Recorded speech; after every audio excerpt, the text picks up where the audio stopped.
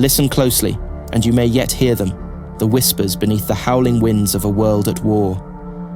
They speak not of valor or victory, but of ruin, of souls crushed beneath the weight of centuries. Their murmurs drift through trenches carved into the earth like festering wounds that refuse to close. This land, once sacred, now stretches forth as an endless scar, crisscrossed by gaping pits of mud, barbed wire, and the bones of countless forgotten soldiers. Here, faith and heresy have collided, not as doctrines debated in quiet cloisters, but as violent eruptions that shatter body, mind, and soul. Here, reality bleeds into nightmare, and prayers mingle with screams in an unending, wretched symphony. Yet this is no simple war, no fleeting clash of kings or nations. This is the Trench Crusade, an unyielding storm born from the first heresy, when holy warriors fell to darkness beneath Jerusalem's ancient stones.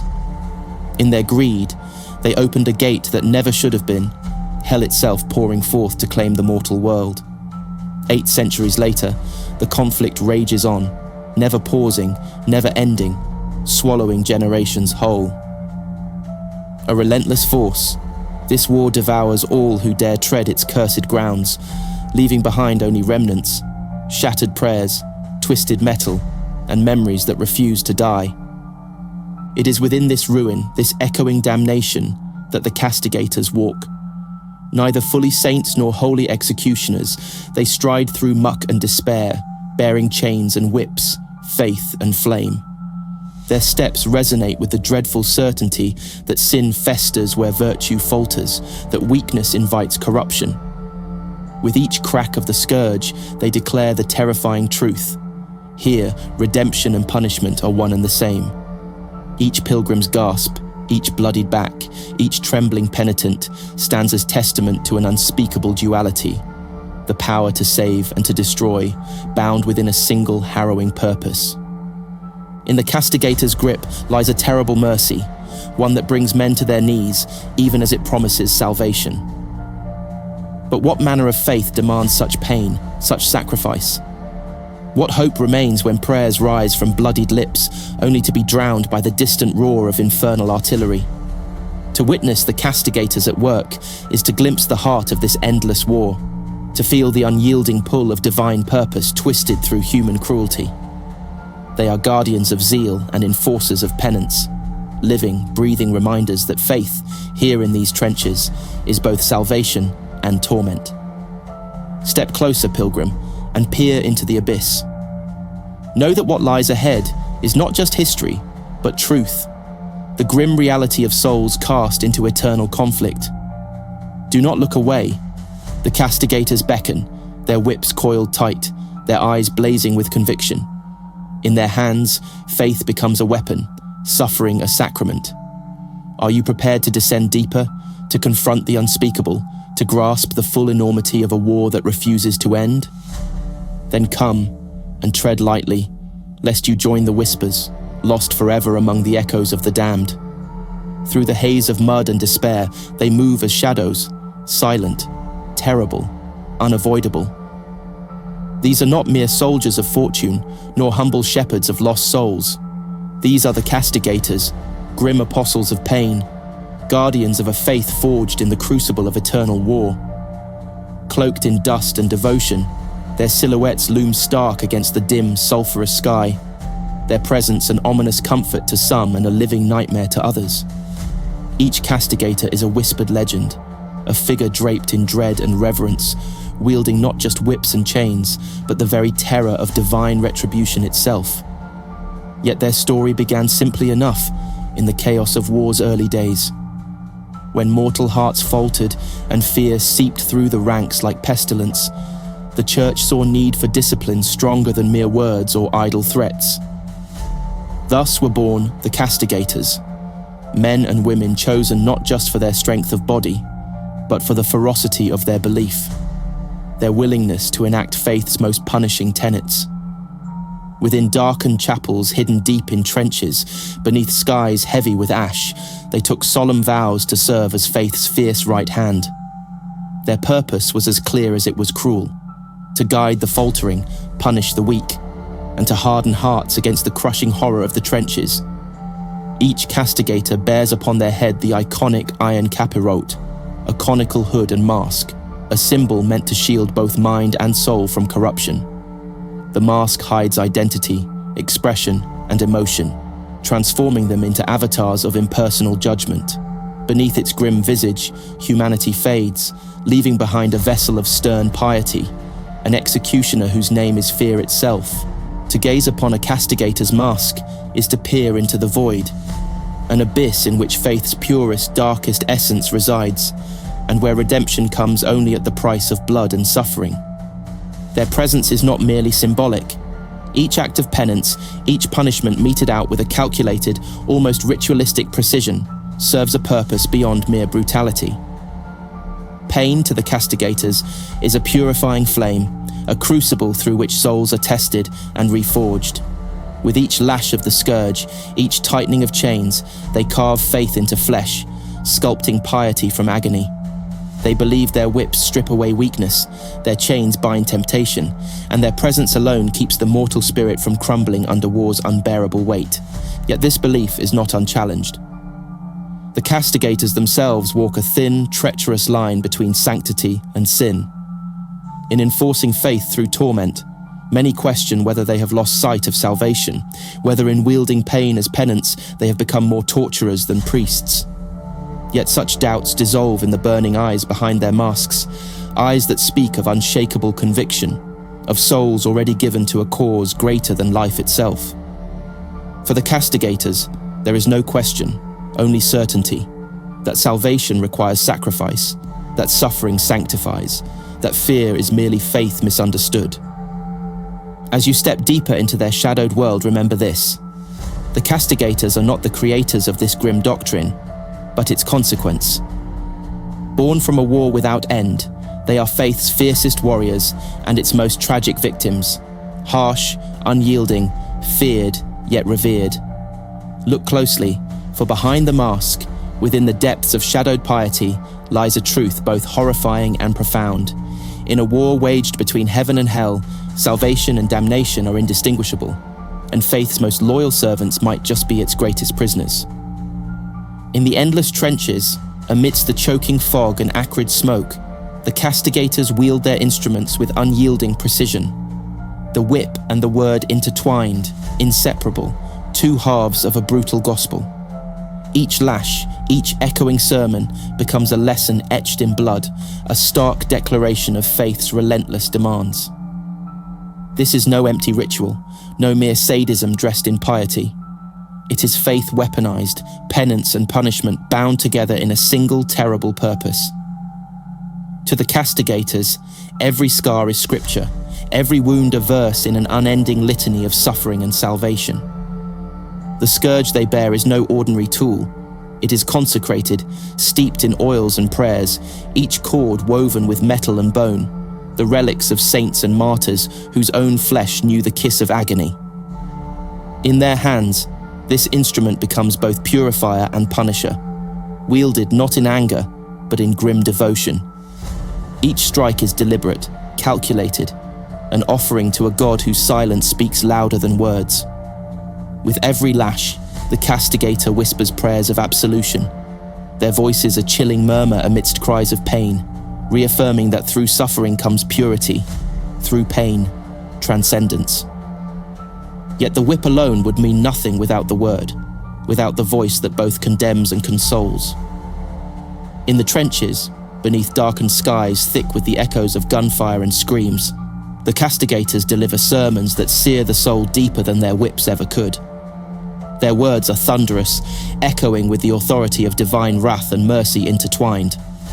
They speak of sin and redemption, of courage and cowardice, of eternal reward and everlasting torment. Yet always, woven through their fierce rhetoric, is an unspoken truth, that faith here, in this land forsaken, is measured not in hope, but in endurance.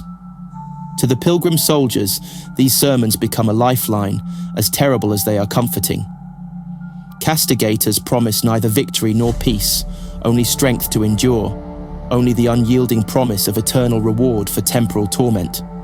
They tell soldiers that suffering is divine currency, pain the price of salvation. Yet their sermons do not merely comfort, They challenge, confront, and provoke. Their words force soldiers to face the darkest recesses of their own hearts, to question not just their faith, but their very humanity. They demand sacrifice, not just of flesh, but of spirit, of identity, of the fragile hope that dares flicker amidst despair. And here lies the Castigators' greatest and most terrible power. They transform the horror of war into a crucible of faith. Their whips strip away fear, their words rebuild broken spirits. Yet this process leaves scars not just upon the flesh, but upon the soul, deep, indelible marks that haunt the penitent long after the wounds have healed. The Castigators know this, understand that each soul they save is forever changed, forever touched by their merciless ministry. Yet still, they continue, driven by a conviction as terrifying as it is absolute, that the end justifies the means, that souls forged in suffering are the strongest, the most faithful, the most worthy of redemption.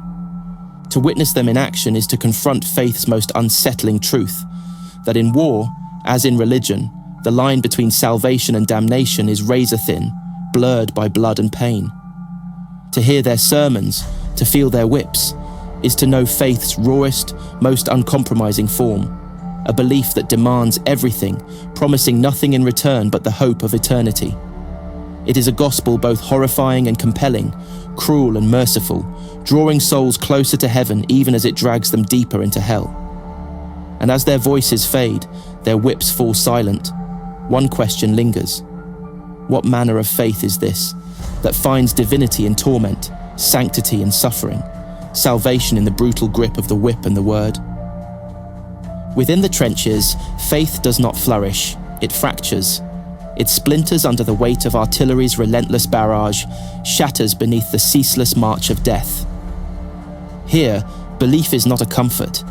It is a crucible, boiling away pretense, revealing the core of each soul that dares tread this forsaken ground. To walk among the Castigators is to witness faith's duality laid bare, the fragile balance between conviction and collapse, between zealot and broken husk, made starkly visible in the haunted eyes of those they discipline and protect.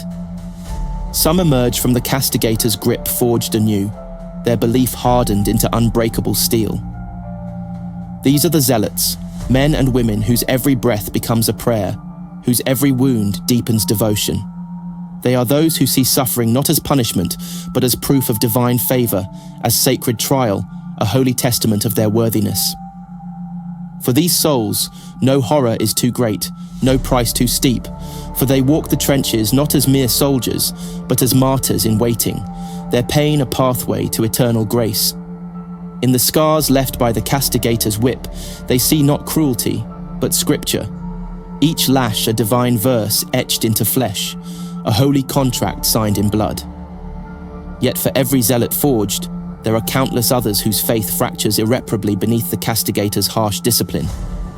These are souls whose prayers dissolve into desperate pleas, then screams, and finally silence, an emptiness echoing in vacant eyes, a hollow resignation that speaks louder than any spoken doubt.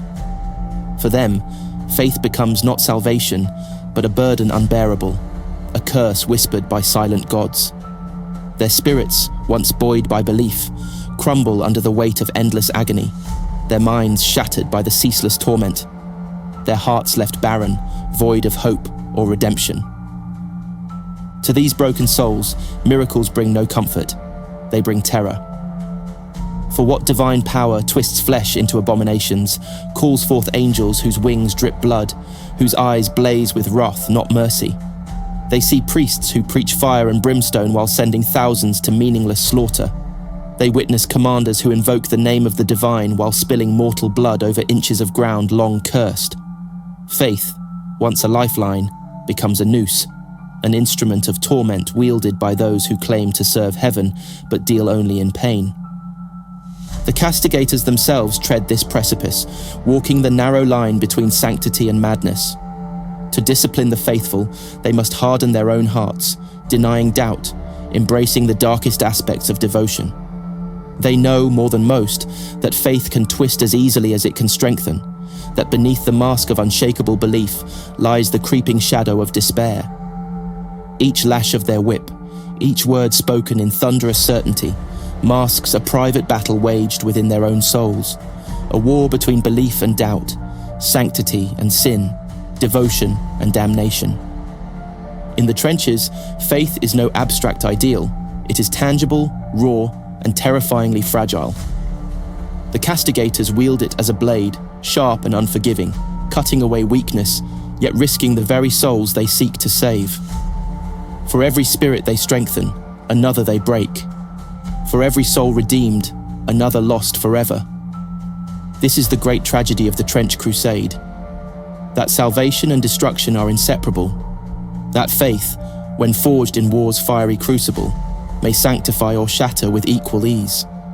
And as you gaze upon the faces of those who walk this tortured path, remember this. Faith here is neither gentle nor kind. It is harsh, relentless, and exacting, a force that shapes souls into saints or scatters them as ash. To embrace it is to risk everything, to tread the narrow path between heaven and hell, knowing that the line separating them is thin, fragile, and easily broken. In the silent aftermath of battle, when guns fall quiet and prayers fade into gasping whispers, what remains are not victories or glories, but testaments of pain, relics etched in flesh, memories carved in bone. These are the artifacts of the Castigators' grim ministry, sacred and terrible, each bearing witness to a truth that words alone cannot convey. To gaze upon them is to confront faith's harshest reality, that here, in this unending war, pain itself is sacrament, suffering the holiest of offerings. Look closely upon the millstones, crudely forged yet sacred instruments carried by the Castigators into battle, heavy as sin itself. Each stone, chained and worn about their necks, bears etched scriptures and prayers of absolution. They serve not merely as symbols, but as burdens, a physical embodiment of the weight of human transgression. It is these stones, stained with blood and mud, that are used in the final rites of penance, their brutal weight pressing sinners into the earth itself, forcing them to confront mortality and eternity in one suffocating moment. In the hands of the Castigators, the millstone becomes both judgment and salvation. A tangible reminder that redemption demands sacrifice, that forgiveness is earned only through the harshest of trials. Yet the millstone is but one relic in a vast, haunting tapestry of pain. Castigators carry whips woven from the bones of martyrs, their scourges infused with sacred oils and ancient rites. They bear chains that have bound saints and sinners alike, worn smooth with use, polished by countless acts of penance. Among their most potent relics are the martyrdom pills, holy compounds imbued with both divine promise and mortal terror. These pills grant pilgrims temporary immunity to fear and pain, turning ordinary soldiers into relentless zealots. Yet the price is steep. When their effects fade, the penitent are left shattered, their minds and bodies hollowed, living ghosts trapped in eternal torment. To take such a pill is to embrace both sanctity and destruction, to pay the ultimate price for fleeting moments of divine courage. But what of the wounds themselves, the countless scars etched into flesh by the Castigators' merciless ministrations? Each scar is a living testament, a chapter in an unending narrative of suffering and survival. For the Zealot, these wounds are holy markings, proof of devotion, badges of spiritual valor proudly worn. They believe that with every strike of the whip, every chain bound tight, their souls grow stronger, their faith more resilient. Yet, for the broken, these same scars are a haunting reminder of faith turned cruel, of belief twisted into torment. Their wounds never truly heal, aching with phantom pains long after the skin has closed, a constant physical reminder of the spiritual fracture within. These relics and scars speak louder than any sermon, resonating with a truth that the Castigators both wield and fear, that suffering sanctifies, but it also destroys. In their hands, pain becomes both punishment and reward, a path to salvation that exacts a heavy toll. Yet even as they inflict agony, they themselves are not spared. Beneath iron masks and heavy robes, their own bodies are testaments of the same harsh doctrine, marked with countless scars self-inflicted in acts of penitence and devotion. They understand, perhaps better than most, that the path to redemption is paved in pain, that sanctity demands sacrifice, that faith's truest testament lies not in words but in wounds. To witness the Castigators and their grim artifacts is to confront a harrowing truth, that in this eternal war, faith is not gentle nor comforting. It is harsh, unyielding, and demanding, forged in pain, expressed in scars. Here, sanctity and suffering are inseparable, each relic, each wound a haunting reminder of the cost of belief. And as you stand amidst these testaments of pain, remember this: in the trenches, faith is measured not in hope, but in endurance, in the capacity to bear the unbearable, to find meaning in torment, and to continue forward, knowing that salvation and damnation are forever intertwined. Walk through these trenches, and you will see them, not clearly, not fully, but glimpsed from the corner of your eye, lingering at the edge of perception. These are not the soldiers, not the zealots, nor the broken souls. These are ghosts, echoes of lives lost, whispers of those who have passed beyond pain, beyond faith, beyond despair. Their presence is felt in the silence between battles, in the stillness before the storm. A quiet more terrifying than any scream. A reminder that even death offers no escape from this unending war. Yet among these countless shades, it is the ghosts of those touched by the Castigators who haunt most fiercely. They drift among the living, their spectral forms bearing witness to horrors endured, their hollow eyes reflecting faith's cruelest twist. These are not ghosts born merely of death, but of torment, of souls shattered and spirits broken, left wandering the trenches long after bodies have fallen silent. They bear the marks of their penance, chains and whips imprinted upon translucent flesh, eternal reminders of the thin line separating salvation from damnation. To the living soldiers, these ghosts are an ever-present reminder of the price paid for their survival, of the souls left behind. They appear in fleeting visions, flickering between hope and despair, their whispers mingling with prayers and curses alike. Some soldiers see in these spectres the faces of fallen comrades, souls who once shared laughter and terror, now reduced to silent, accusing phantoms. Others see darker reflections, visions of their own futures, of what awaits them should faith falter or courage fail. The presence of these ghosts is not mere superstition, but a palpable force, a weight pressing upon the minds of those who fight, reminding them that in this war, the boundary between living and dead is thin, fragile, easily crossed. Yet the Castigators themselves are not immune to these spectral echoes. Behind iron masks and unyielding conviction, they too are haunted, not just by those they have lost, but by those they have broken. Each ghostly visage is a question, a challenge whispered from beyond the grave. Was the pain justified? Was the faith true? Was the suffering sanctified? Though outwardly unwavering, inside the Castigators wage a ceaseless battle against doubt, their own spirits weighed down by the spectral legions they have created. In moments of solitude, when masks are briefly lifted, their faces reveal a haunted truth, that to wield faith as a weapon is to risk becoming its victim, that to break souls in the name of salvation is to invite endless haunting. Yet even amidst these endless shades, truth remains elusive. For in these trenches, truth itself is a ghost, shifting and elusive, seen differently by every soldier, every castigator, every lost soul. Reports of battles contradict, tales of heroism blur with accounts of atrocity, whispers of divine miracles twist into horrific nightmares. In this war, memory itself becomes unreliable, a fragile construct shattered by trauma, fear, and pain. Even those who lived through the same horrors cannot agree on what truly happened, their minds reshaping reality into something they can bear, something they can understand. In this twilight of truth, the ghosts walk unchallenged, each a living testimony to faith's fragile, terrible duality. They are not mere spirits, but symbols of lives consumed, of souls shattered, of the unending cost of this eternal war. To see them is to know that in the trenches, faith does not merely save. It haunts, it scars, it lingers long after the body has fallen. It is a faith of echoes, a belief forged not in hope, but in survival, a conviction that endures only because it must. And as you tread deeper into their ghostly company, ask yourself this: what truth do these spirits speak? What lesson do their whispers convey?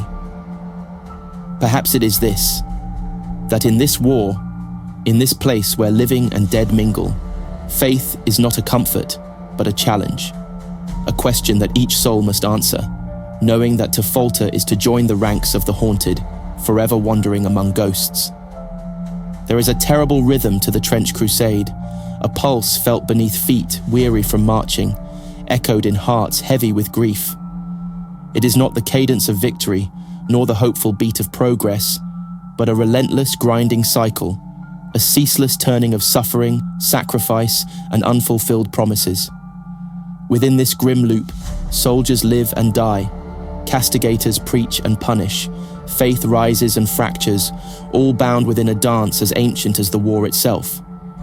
It is a cycle from which none escape, a wheel of torment turning without end, leaving no soul untouched, no heart unscarred.